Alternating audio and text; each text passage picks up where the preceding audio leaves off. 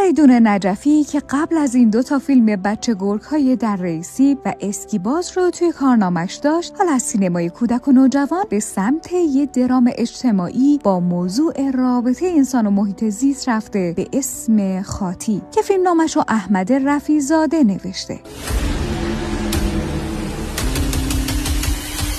بهش بگو حواسش جمع کنه دنبال این خرسه نره، اینا شکارشن. بابا اینجا بیا بیرون.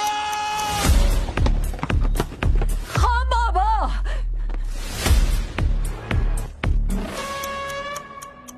تو این فیلم سارا بهرامی نقش زنی رو داره که حامی حیوانات بوده و سالها قبل یه بچه خرس رو از دست شکارچی ها نجات داده، اما اون بچه خرس بعداً به خود این خانم و خانواده‌اش آسیب زده. برادر شوهر این خانم که سعید آقاخانی نقشش رو بازی میکنه، بعد آزادی از زندان میخواد بره این خرس رو پیدا کنه و انتقام بگیره. در مورد این داستان ممکنه قضاوت‌های متفاوتی وجود داشته باشه، اما به هر حال روایت همچین قصه‌ای به فریدون نجفی اجازه داده که منظره‌های فوق‌العاده‌ای از زاگرس و سد دز رو نشون بده و در ضمن بازی سارا بهرامی هم که اول نقشش رو به لیلا حاتمی پیشنهاد شده بود، ممکنه یکی از شانس‌های سیمرغ باشه.